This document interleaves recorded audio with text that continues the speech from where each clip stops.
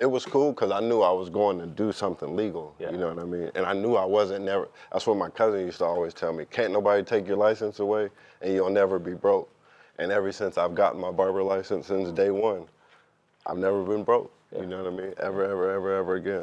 I don't need nothing else. Every time I'm with you, yo, it's something else. It's a fact, and it's nothing else. Got your hand out, you don't even need help.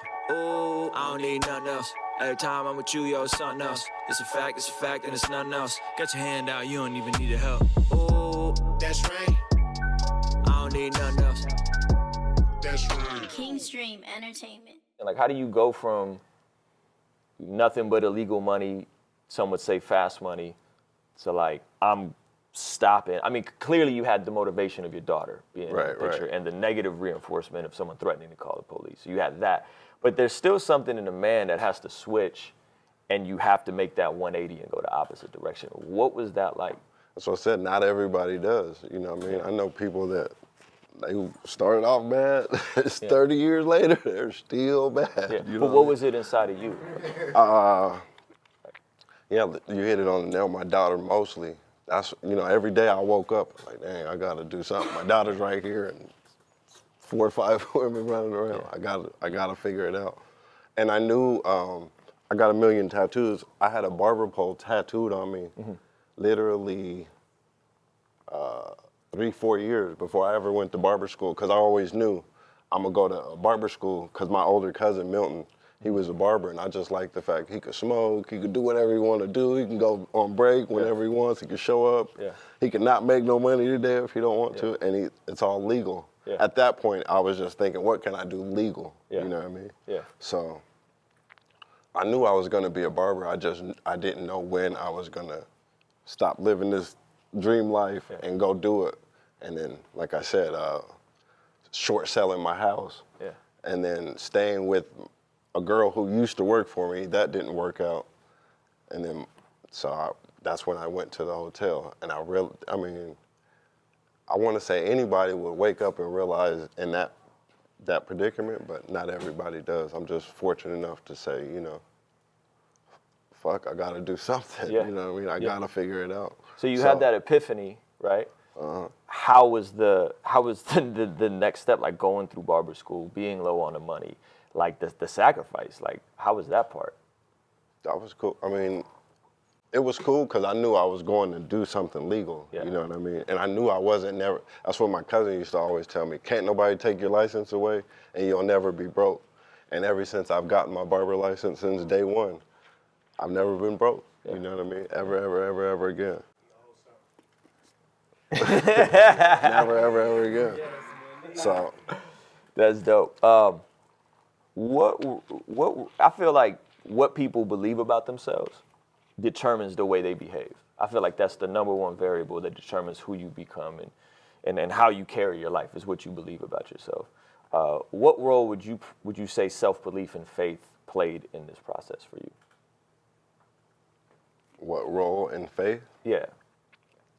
I mean, just the fact that, I mean, I'm no big old religious person, don't get me wrong, but just the fact that I was brought up in church and, you know, me and my grandma and my mom and whoever else was there for me at the time taught me right from wrong, you know what I mean? And I just, like I said, I didn't have a dad at all, and I knew I don't want to be, that's why I was 33 years old when I had Kaya, you know what I mean?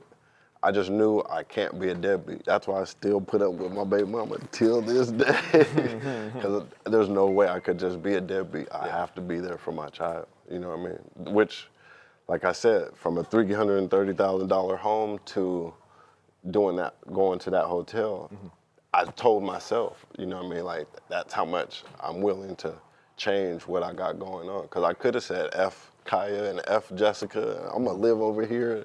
Who knows, I'd be in prison right now or probably own 5, 6, 7 homes, you know what I mean? Who knows?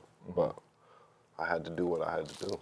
So you feel like because there was a foundation laid down in faith, in God, that kept you going and gave you a bit of a moral compass to know I can't keep doing the same thing over and over. Yep, because had I never been taught that, you know what I mean, then, like they say, common sense ain't so common to certain people, because they just don't know, you know what I mean?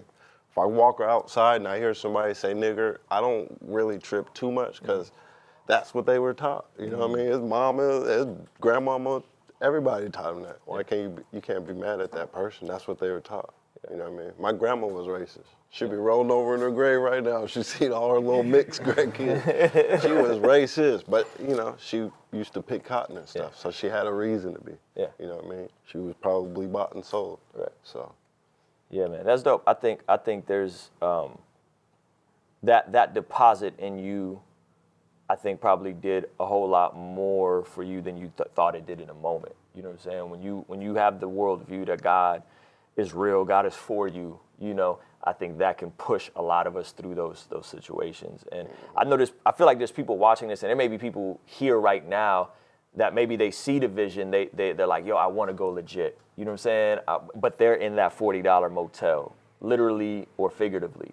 What advice would you have for someone that's on that side? That's like, yo, I see the vision. I want to do it. I'm trying to find my way. But it's like the biggest cliche answer there is. Okay, what's that? Everybody probably could say with me, keep going, keep pushing. You know what I mean? When I was living in that hotel, believe me, there was plenty of nights where I wanted to say, yeah, Faith, let's go catch this date. Yeah. But, you know what I mean? I just kept pushing, you know what I mean? So that's the biggest thing. And then know when to quit, because I just said I quit doing music. I could have kept pushing. I could have took my own advice, right? But I just knew, like, it's not realistic, you know what I mean? So that's why I'm here. Like, I follow a dude, a lot of you guys know him, the dude with his hand like that, Inky Johnson, on Instagram. And every morning I wake up and I listen to something from this dude because, like, remember that when we drove to LA, you were telling me every morning you play the, who is Fred it? Hammond. Frank, whoever that is. Yeah. Anyway. You know who Fred Hammond is. Fred Hammond? I know. Anyway, but yeah, like I just want to motivate people to do better, period. Yeah. You know what I mean? Yeah. I was really hoping a lot of more younger people came. Not that I'm mad that they came, but a lot of younger people, because that's who I'm trying to reach. You know what I mean? Because I didn't have that. The barber shop owner just had a nice car and a lot of money. He didn't really, he didn't try to get people to come into his profession. Right. Matter of fact, an older barber told me back then, you didn't want people to come into your profession because it oversaturated. Yeah. Now it's like, bro, I want everybody to be a barber. I want everybody to make a lot of money and only have to report a little bit. Yeah. We're gonna strike that from the record. Man, I don't care. What advice would you have for younger entrepreneurs, like kids that maybe they want to be a barber, maybe they want to, do something creative, they're not really sure. What advice would you have for someone that's younger, that's looking at owning their own business? Networking. Okay. Networking is the biggest thing. I used to always tell DJ Rec, like, you can have the hottest beats and everything right here on this disc, but if don't nobody know, you got it, you know what I mean? So you gotta humble yourself. Everybody's gotta, humble themselves and put themselves out there because nobody's gonna know, you know what I mean? Nobody's gonna know who you are if you don't network and get out there with people. Like, I own this barbershop, but I still literally go on Thursdays and pass out the flyers hand to hand. At the farmer's market. Yeah. Right? Yeah. People think I'm crazy. Like, you own it? Yeah. The day that I'm too good to do that, then, you know what I mean? I'm whack. Well, I think I'm whack. Yeah. You know what I mean? Yeah. So. What I like about how you're building this thing is it's not just a barbershop. You're building a brand. Like, Enjoy Culture is like, it's bigger than just a barbershop. You know what I'm saying? So I think that's very unique and strategic. That, again, it's that entrepreneur spirit. You know what I'm saying? Whether it's illegal or legal, that is deposited. And I'm curious, do you think that could be taught to people, or do you think you just got it or you don't? I think it could be taught to you. You know what I mean? If you just keep nailing it into somebody. Like I said, I know a lot of people in this room. I know 5 people in here that got a plan. Yeah. Within 2020, I'm gonna do this. Mm-hmm. You know what I mean? So that's why I'm sitting here with you right now. Yeah. Maybe they'll sit there and think, you know what? After watching that, I'm gonna go home and you know what I mean? That's what I'm hoping happens, you know what I mean? That's why I said I was hoping that it would be a lot more younger. Are you gonna air this on? Yeah. Are you gonna, okay, well, yeah, I'm speaking to them mostly. Yeah. You know what I mean? He has a little brother that's cold as hell at rapping, you know what I mean? And do I suggest that he become a rapper? No, but if he's gonna rap, go hard as you can at rapping. You know, put clothes out, put whatever out. If you're in Walmart, hey, I'm a rapper. Check me out on Instagram. Don't let nothing pass you because that's kind of what you got to do. You know what I mean? That's good, man. I got 2 clients the other day. They came together. They said, I've been here 30 years.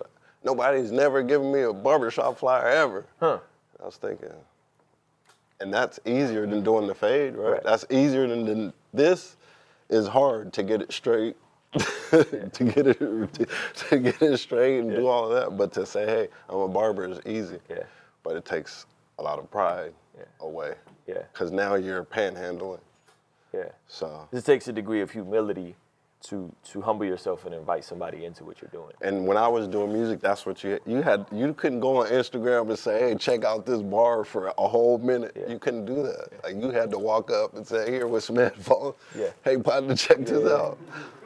Yeah. And that's when I knew I could do that and it didn't bother me whatsoever. Yeah. You know what I mean? Then I knew like I could do anything entrepreneurial because that's in essence what you got to do. It's good. That's what you got to do. Put yourself out there in a way that builds connection, because that's what you're really doing is you're building a connection with somebody in person. You know what I mean? So I think that's powerful, man. She say I'm a triple, honey, welcome to Trivago. Tell me who you know, who is it tripping for a follow? Ball in the air like Showtime at the Apollo. Puffing up your chest, the next thing you know is hollow. But well, hello, I've been swinging like some jello. The guy wanted a fun guy, he gets some portobello. So I guess I need some grease up on my elbow. Yeah, but now my light turned yellow. And I've been looking for a cheat code. Life don't come in a neat bowl, bringing the receipt home. But we know that